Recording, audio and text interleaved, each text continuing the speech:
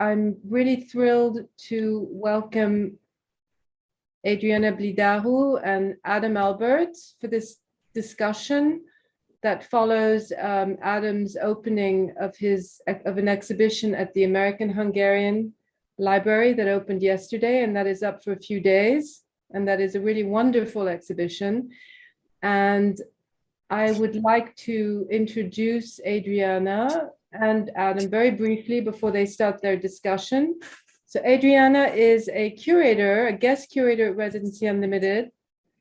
And she is born in Romania, has been based in New York for a long time. And she's the founding editor and curator of a curatorial platform, which is called Living Content, where she's interviewed many, many very interesting cultural practitioners.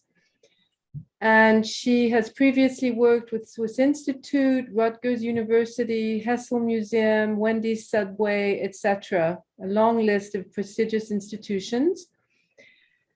And Adriana has been a guest curator with us for 2 months. And so we're very grateful for all the work you did, Adriana. Thank you. And Ádám Albert is a Hungarian artist who's here on a prestigious award called the AKAX Award, which is supported by the Trust for Mutual Understanding. And Ádám is based in Budapest. He is associate professor and head of the Department of Artistic Anatomy, Drawing, and Geometry at the Hungarian University of Fine Arts. And he's also director of the Art Theory College for Advanced Studies. He works in a variety of media. And here in New York, he has devoted himself to a very particular topic that they will be discussing, and that is the object of his exhibition. So thank you so much, both of you. And I so much look forward finding out about your exchange. I'm going to go on mute now. Thank you. Thank you, Natalie, for such a lovely introduction. I guess I'm just gonna start by congratulating Ádám for the exhibition that just opened yesterday at the American Hungarian Library. Just to kind of give everyone a bit of a context, maybe you can tell us a bit about your time in New York for the past 3 months in residency at Residency Unlimited. How did you find the city? How did you find its art world? And also, maybe just give us a little bit of an insight into that to begin with. So this is my first time in New York City and generally in the United States. So it was very interesting for me. It's a very unique situation when you are doing something first. So it's everything that I'm doing in New York City, I'm doing it first. So it's a very intensive and very extensive being here. When I was planning my being here, I try to try to make an agenda, but when start to see the things that I want to see, I realize it is the dimension that I can imagine in Hungary, in Budapest. So I'm coming from Hungary and Budapest. It's a quite small country in the central and eastern middle of Europe, and the dimension and the scales. It's very, very different, like in New York City. But I enjoy it very much, and I try to see and do as many things as I can. So it's but I have no clear plan that I would like to see the museums, the galleries, and I try to talk as many people as I can. So it's not a strict agenda, but the things happens a bit different as I think. So it's it's good to be here, but it's in the same time it's hard to be here because sometimes you're frustrated to, you want to see everything, but it's nonsense. You cannot see everything. You can be here and you can try to keep the track and enjoy the being here. I try to do it. I think that's also part of the magic of New York City. It's so full of, things to do all the time. And but I was wondering, how did you arrive to working with the archives of the American Hungarian Library? It might be an obvious leap, but you being Hungarian, but I was just wondering if you came to New York with a kind of a vision for the project and knowing that you were going to delve into the archives. So when I was arrived New York, I said, okay, I did not want to do artwork because I spent many residency in Europe, so I'm definitely a European guy, and I said I think 3 months is it's a bit longer than a nice vacation or you're a tourist, but it's not so long. You can try to do something very serious. It's important to know for me, in our last 10 years, I made almost research-based exhibition and installation. So it's before I start to work in a gallery space, I do quite big research. Different peoples work together, different archives I visit. So it's need a good knowing the place, what you want to do. And when I was arrived, I have no idea. I think, okay, it's possible everything, but not exact.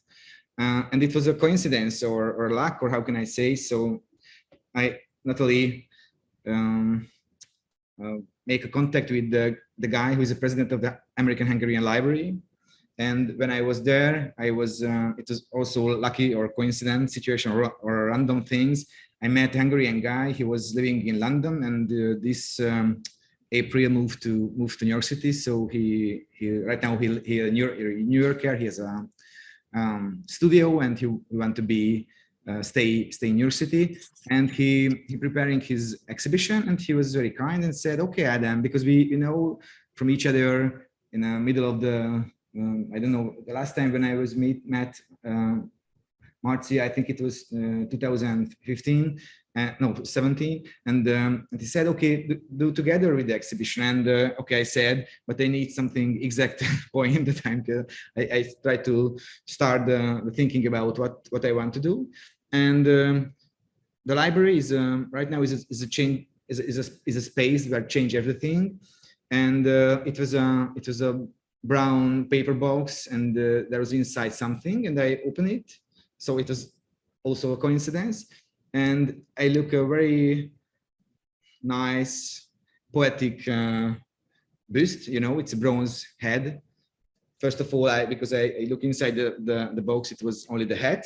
And after I put it, and I realized it is a head from the middle of the 20th century or early of the third part of the 20th century. And I said, okay, who's this guy? Who made it?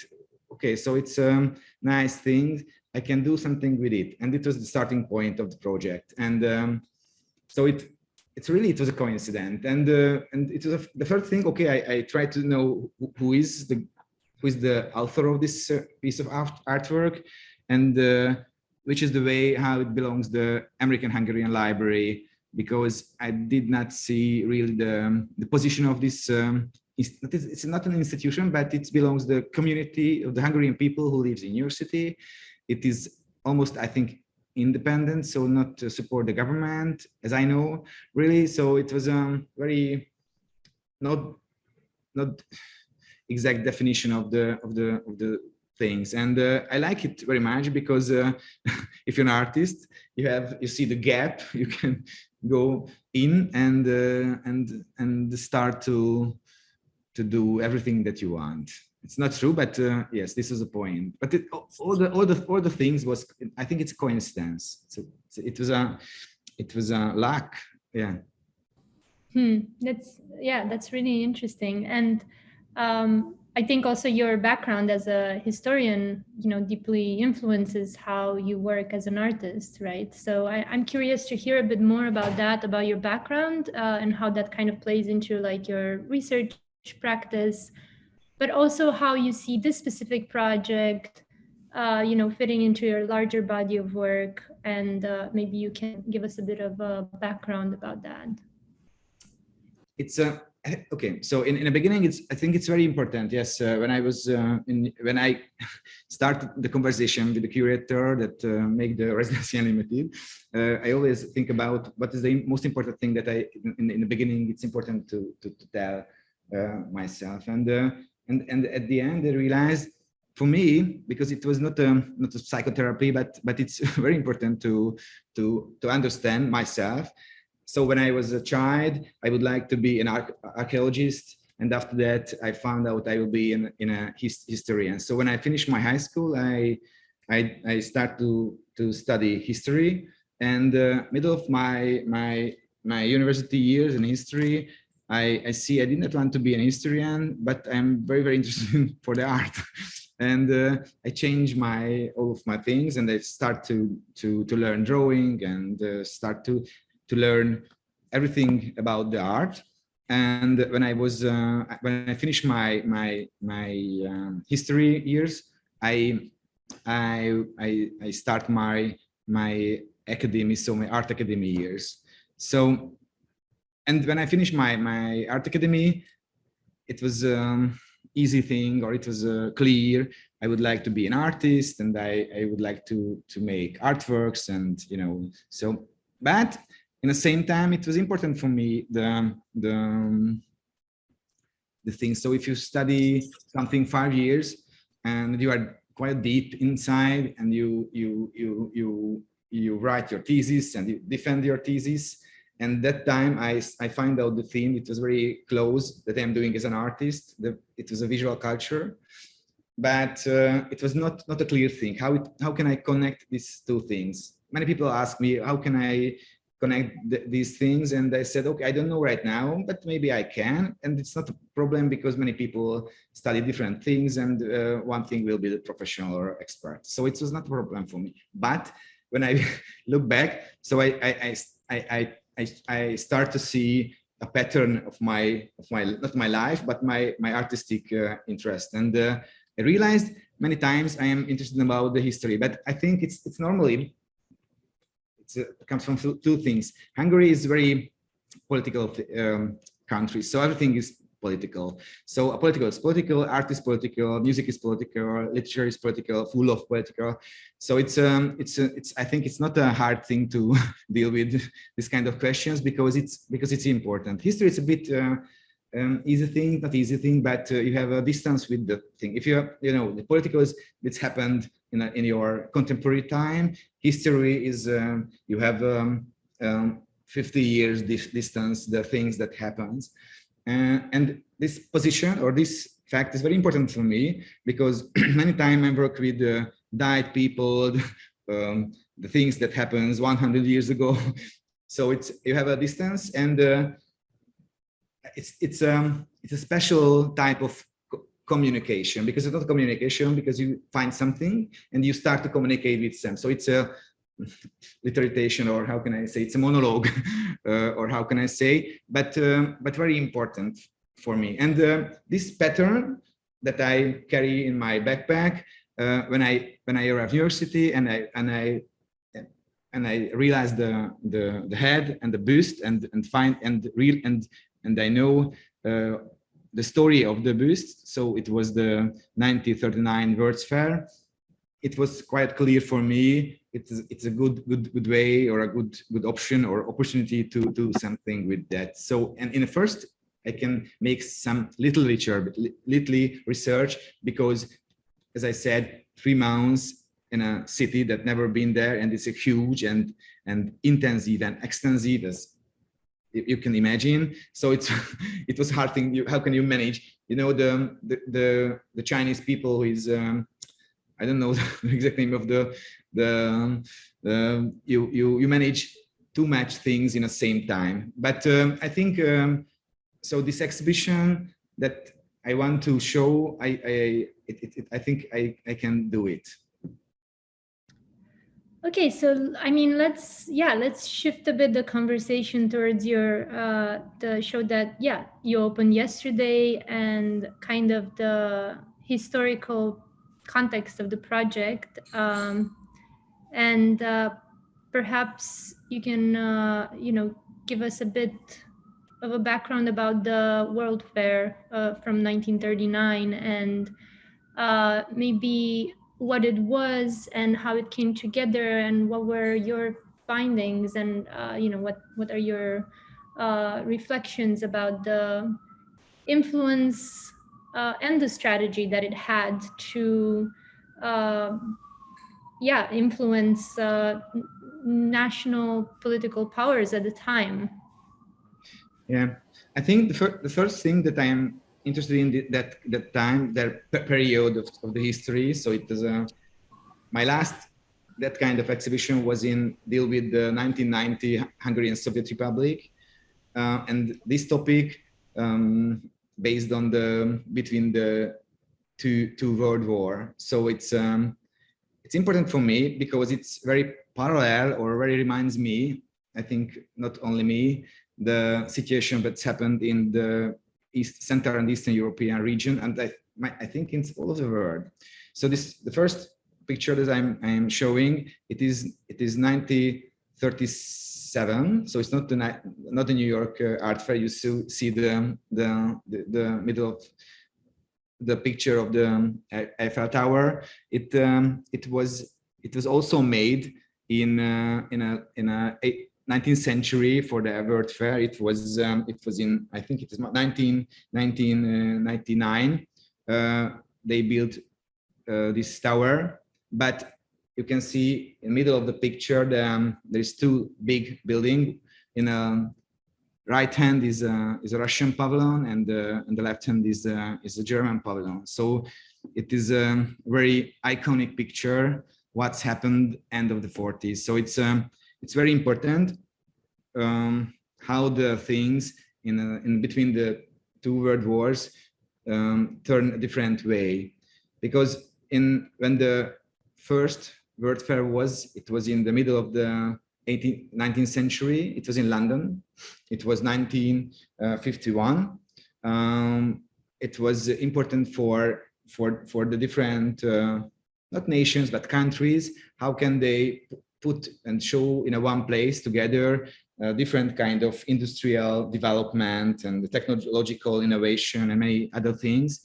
You know, it's connected. How can you build? It was the biggest and the highest building in that time, the Eiffel Tower that they can build, and Crystal Palace in the first World's Fair in Hyde Park was a architecture innovation. So it was an idea. It is a phenomenon. How can we show? What can we do? You know, the human people can develop and make innovations, and they put it together and show it not only industrial innovation, about the education, the food, so many things, but it's not talk about the national identification.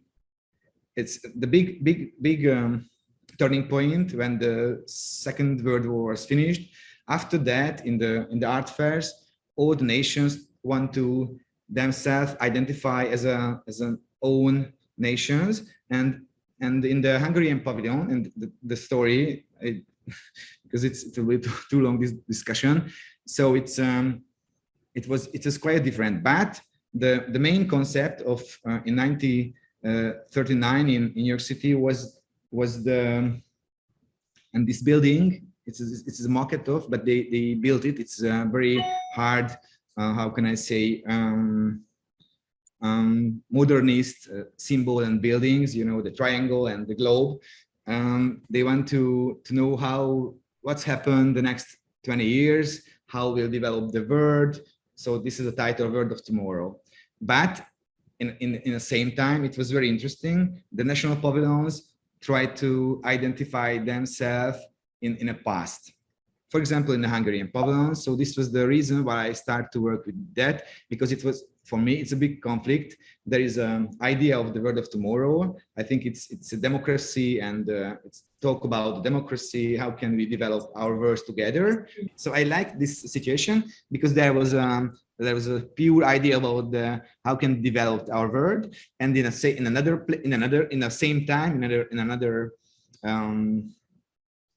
option was how can the different kind of nation identify themselves as a nation against the other nations. So in Hungarian Pavilion, talk about not the future of the world. The Hungarian Pavilion was talk about the past 1,000 years.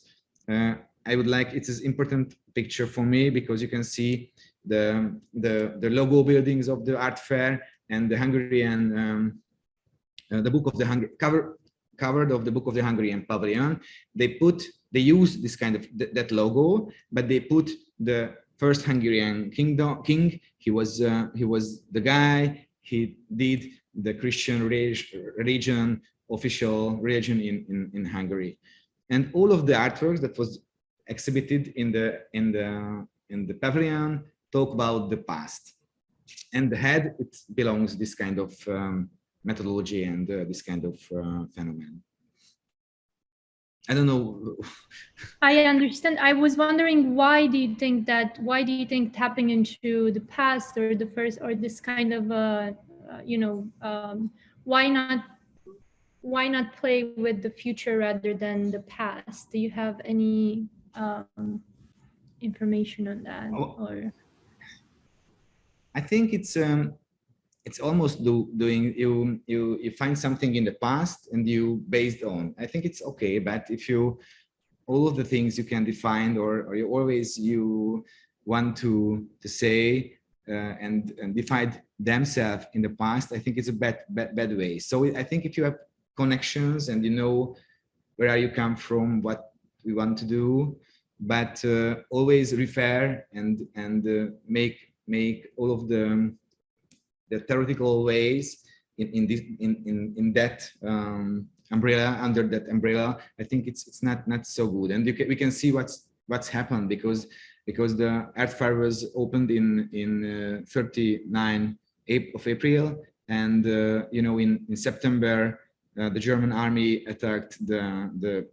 Polish country, and the art fair was closed in 1940 October because many European countries declarate war each other, and they closed his doors. So this kind of policy or this kind of phenomenon, we can define ourselves against the other nations. I think we can show how it is a bad way. Yes. So yeah, let's talk a bit about the objects in the exhibition, because you mentioned that it was closed in 1940, and a lot of the objects from what we talked about were sent back to the respective countries. But with Hungary, they decided to keep some of the objects, and that's how they kind of ended up still staying in New York, right? And that's how you ended up finding them in the first place. So maybe, yeah, let's go through these objects that you found and how you reinterpret them. Okay, so I work with many things, but the centerpiece of the installation of the art of my exhibition, part of because we did this exhibition together with Márton Nemes. He made pictures and he made an installation. So it's important to say. So this about the head. It was the guy who made it. It's called Borbereki Kovács Zoltán. He was a painter, but after he became a sculptor, and he was very, very curious and interested in about the ancient forms of the Hungarian people. So it's called Turanism. So they want to find the real forms of the original Hungarian people. So it was, I think it's a bit dangerous ideological framework, but he made a very, very unique or a very nice piece of head. It is very enigmatic because when I did not know anything about this head, I cannot make a decision what kind of geographical point of the world came from this head. So it was so ancient and so poetic and so enigmatic. So it gives me a ball, or gives me an opportunity to start to play with them. I find, okay, and after that I know the title of the artwork is Shepherd, you know, the guy who is carry on the sheeps.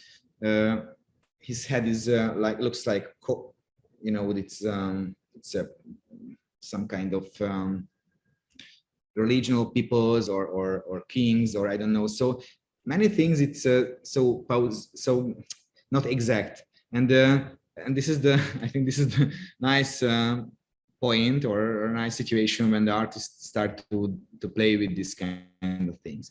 And I find out, okay, I will lift this head, I will build the body of the guy, and I try to find story around the guy.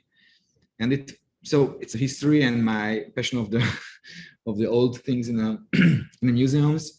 I was realizing I met there is Assyrian sculpture about the birdman.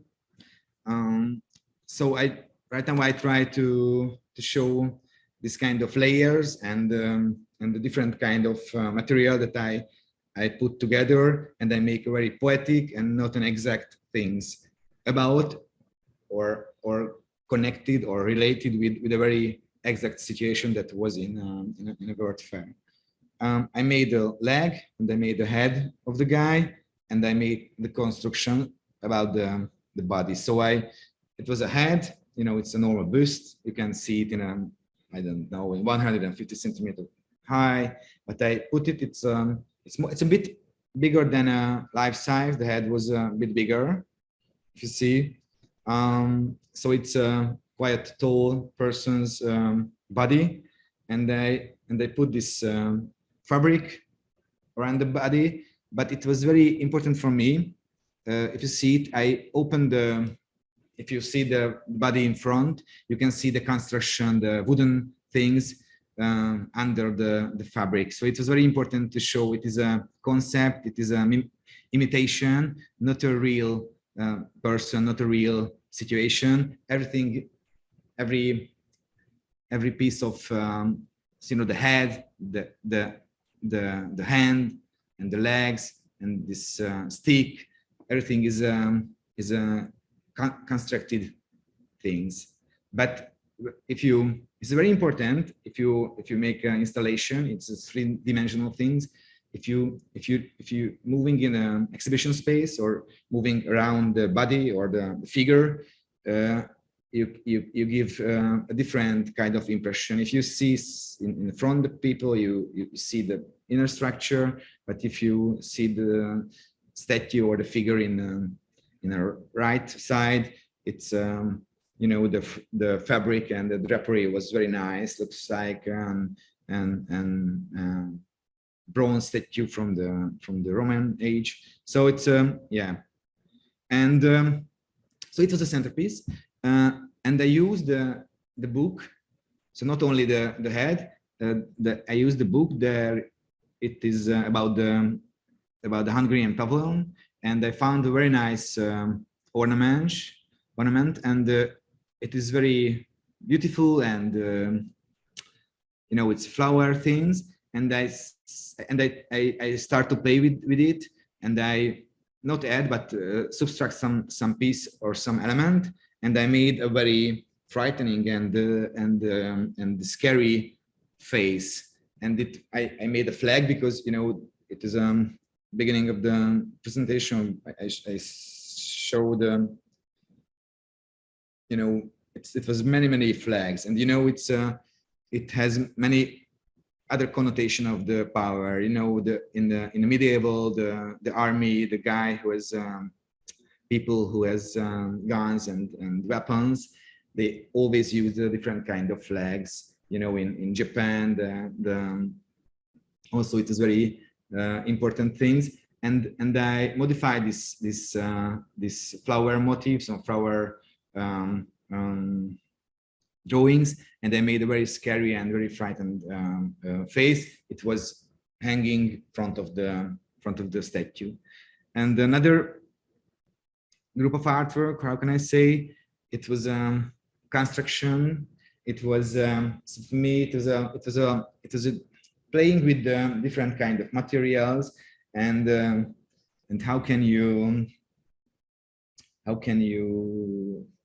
in an abstract way, how can you show the knowledge production and the different kind of classifications systems, and I use different kind of materials, and I made it's a three-dimensional collage, or how can I say? I do three. Yes, it was a book stand. It reminds me the library and the knowledge production. So it's many layers and many options of reading you get. So it was this three piece of artwork, and one was another thing was I did not show it. It was I think it's a key pictures about the story that the pure modernist futuristic idea and how it changed if you put many other things. Yeah. So I'm wondering, what does it mean for you to play with this, you know, pre-Second World War nationalistic ideas and reinterpret them in this way, in the space, in the American Hungarian Library? What does it mean for you to bring all these things together in this space, which are so, you know, deeply connected with nationalism, especially today when, you know, nationalism is like the source of so many problems? Yeah, I think it's very important the space where you are, or yes. So if you are in your city, you know, it's a melting spot. So many different kind of people arrive in a history, and they live together. I did not want to see naive, but I know it's possible, because the history show us in a medieval many different people live together. It was not the most important thing what is your nation. It was most important what are you doing, what is your religion. So it's these things come out in 18th century, end of the 18th century. So from Napoleon Wars, it start to deal with that kind of topic, what it's mean nation, and how can you make modern not society but modern state based on a national levels. And if you live, so you know what I'm saying, for example, in middle of Eastern European region, it is a very small area, but many different kind of people. And I think quite long time they can live together, I think, in peace. And the wars and other things, it's not comes from the things, what is your nation? It comes from other things. So I'm not naive. We always try to kill each other, but a different base. So with different things from the different things. And I think it's interesting to be in your city where many kind of people and type of people live, and it's come the small Eastern Central European country, and try to show or define themselves in a strong 1,000 years nation in Central and in the Eastern European region. So I think it's a bit nonsense, and it's very interesting the viewing. If you change the viewing point, the meaning of these things, and yeah. So it's something like that. But in generally, I think it's very interesting to make research and see how the state representation change in a world fairs, history of the world fairs, and you know, visual culture is very important, I think, because you know, for example, in the medieval, it's called Biblia Pauperorum, the people who cannot read, they put pictures between the text to understand. So I think the visuality is very, very important, and it is my idea. And in a World Fair exhibition, it was a visual things, and they tried to tell a story in a visual way. Yeah. Yeah, I guess, yeah, visual culture definitely plays a very important role in constructing the identity of a nation in general. And I would be interested to maybe talk a bit more about your general practice at large and how this project fits in. But because you often use history and you use like the visual identity of certain specific moments in history, right? To depict how things are so malleable. And I'm just wondering if you, if you have any similar projects coming up and how you see this project maybe developing in the larger context of your research. I feel like this is a very palpable thread in your general practice. Yeah, so it's interesting. So I realized when I try to observe people who are standing outside, but it's not possible. But I try to do that. So for me, if I find something historical story or person or a piece of art object, I try to understand in this phenomenon or this artwork in his time, how it's why did they do, how or who did it, and many things that you can research. And in the same time, so it is my side of my researcher or historian, and in the same time I would like to make contemporary artworks. But the point when I'm living, so I am living in Central Eastern European region, I know everything that I'm doing is full of political issues, and I think it's about, for me it's a balance. How can I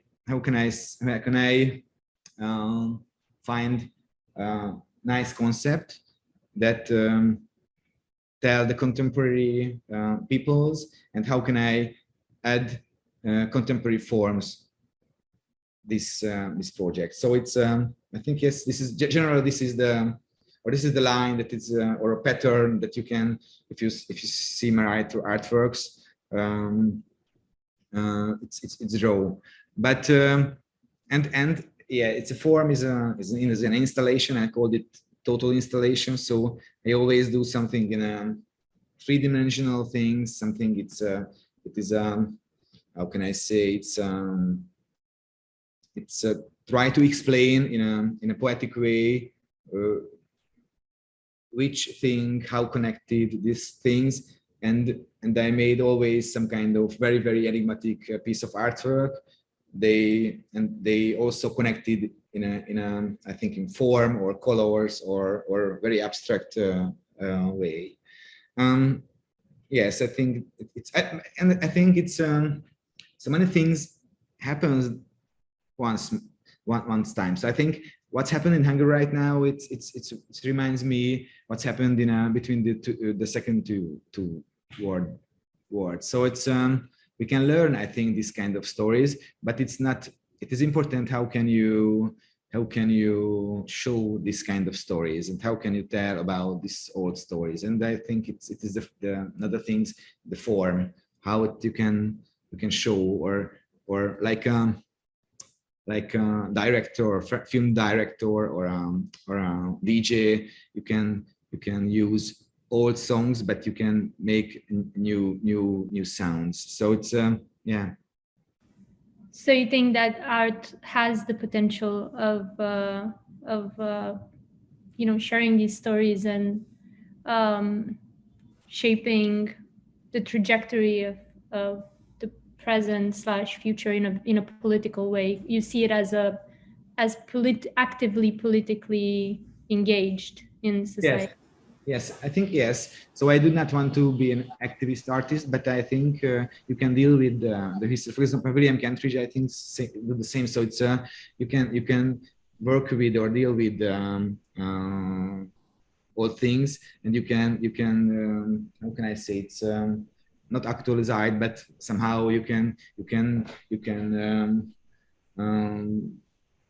can sew or put the new clothes. It's in new forms directly. Do you think your this way of working is more specific to Budapest, for instance, because it has, you know, and just generally like Eastern European countries, for instance, in that region, you know, I'm from Romania, so I know that, you know, people are engaged with these topics in a different way than they are in the US, for instance. So art does, I mean, this is a generalization maybe, but art does tend to be a bit more politically oriented in Eastern Europe. And maybe it's because of this whole like post-communist, post-Soviet influence. But I'm wondering if you feel like if you would move to New York or if you would move, you know, anywhere else in the world, do you think you could still, or how would you envision that your work would adapt? I think so. It's a balance and the play. How can you find the very important things that you can generalize, and you can find the way how can you put in the table. So I think if you do know nothing about this topic, I think it's somehow the head on the flag and the guy. It's I don't know the exact word for it, but you know, you feel yourself a bit scary or strange, or how can I say, you do not really know like uncanny, or it's yeah it's uncanny, yeah. So I think it's sometimes it's enough, and somebody is interesting about because she or he read about the handle to the exhibition and okay, realize the title of the piece of art was Birdman or the Freschütze, you know, it's a title of the Wagner opera, and you go through or go in this topic. I think it's sometimes it's needed if you go to opera or try to understand the picture of the medieval. You can understand what the painter do, what the guy who made this opera did. So I think it's need some extra energy to understand. But in a first level, for me, it's very important if you go to the like you know, if you're not interested in or not read about it, but in a first level you can give an impression. It is sensitive. So all of my exhibition, I hope, has a sensitive level in a first. After that, if you grab it, you start to deal with it, and you start to read it, and you did not feel you are wasting your time. You feel it. Okay, I know something about I don't know what. right. So I think it's very very important about the artwork. So in the first level, it's because it's visual things. You can grab it so visually. Okay, what is this? I don't know, tiny thing, or what is the scary face? It's intriguing, right? Yeah, yeah. Mm-hmm. And then comes the research that is like very layered and laborious, which kind of goes deep into these historical rabbit holes, and the viewer can see and read into it as much as they want, basically, or they can stop wherever in those layers. Yeah, and if definitely, yes. Before I ask you the final question, because we're almost coming to an end, I also would like to maybe ask if anyone has questions. You can actually type them in the chat. So as as I'm asking the final question, maybe people can go ahead and ask their questions, and then we'll return to that. So I guess my kind of final question for you would be, what is next for you? You finished your 3 months residency here in New York, and you're going back next week, right? On Saturday? And the end of this week, yeah. So it's Oh yeah, oh my God, so today. soon. Yeah, well, I think it's a nice ending with an exhibition and, you know, like a really proper body of research. It feels like you did a lot in New York in these 3 months. And I'm wondering what's next for you, and how are you, what are you looking forward to? Right now, when I arrived in New York City, I start to work with Hungarian Ethnographical Museum. It is the same story, so it's a research-based exhibition because they get a new building, the Ethnographical Museum in Budapest, and they want to make the curator who arranged the new exhibition, who want to make a spot or a room about the art and ethnography. And in the last 1 year, we visit all of the different kind of archive and collections. And end of November, I can finish my artwork. So I have a quite intensive period. And another thing is another archive. It's called Eastern and Central European Art History and Research spot or institute. And I start also, before I came to New York City, research with the definitive first Hungarian sculptures about. So it's so I have some, yeah, it's same-ish things. It's so when I arrived, it was my question: how can I open this kind of research-based things? How can I find deeper and active collaboration with the viewer? Right now, I don't know I find it, but when I arrived, it was my question: how can I make it bring it closer the people who are coming into the exhibition space? But I don't know how can I do it, but I'm in this, so I'm working in the same area, in historical and ethnographical things. Yeah, so this is that I will do in Budapest right now. And that, yeah. Sorry, go on. No, that's it. Okay. Yeah. That's a lot. Sounds really exciting. So we have 2 questions here in the chat that I'm going to read out loud to you, and maybe you can answer. The first one is, I'm interested in your use of the word play. When you talk about your process, can you talk more about that? And also how you, quote, play in the archive and how that relates to your work. Mm-hmm. So I think it's the artistic research is more different. Like you make a research, you are a scientist, a biologist, or something like that. So play, I mean, it's I did not know a better word, but it means you have opportunity when you have a bigger space to add different kind of things that you learn about the topic that you are deal with, make a new construction. So you have, so play, it's mean you are sitting in your studio, you have many kind of tools and many type of object, and you can start, and you know separately what and how and which are there.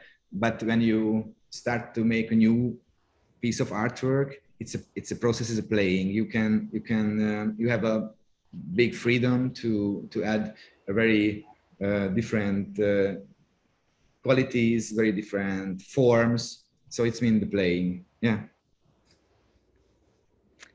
Good, thank you. And then the second question is, the materials you work with have modern processes to them, like acrylic plexiglass. What are your thoughts on the role of modern materials paired with concepts referencing history? So I use modern materials also and old things also. So I like it. So in this exhibition, you know, I used the bronze head. It was made in almost 100 years ago. But yes, I use plexiglass, but I use not this exhibition, but I use very traditional technologies and in the same time very high end. So in the beginning, it's find out I'm head of the artistic anatomy, drawing and geometry department, and 3 years ago, one of my colleagues made a form creation laboratory where we start to work with a 3D scanner, 3D printer, and robotical arm. So I think it's so its needs. I made video installation. If I need, I use stones and we carved it, or I use very old direct positive photo process called Ambotype. So yes, I hope I. Yeah. Yes, I think, you know, that's the kind of nature of conceptual art. It kind of flows all through all these materials, you know, and you're kind of using. No, so I am curious or very interested in the different kind of design techniques and old craftsmanships. And if I find something, it's for me, for example, it's a new thing. The fabric is a new material because I think I never used before, but I enjoy it very much. I'm very open, but I like it, and I collect different kind of textile in Budapest because I work. So if you make a setup for the students about the drapery or the human, if you want to make a human body, it's very important how can you manage the different kind of forms. And right now, I you know, it's how can I say? So you are in a very different position or very different situation that you can do at home. Your everybody's everything is okay because you are sitting in your studio and you can do everything that you want.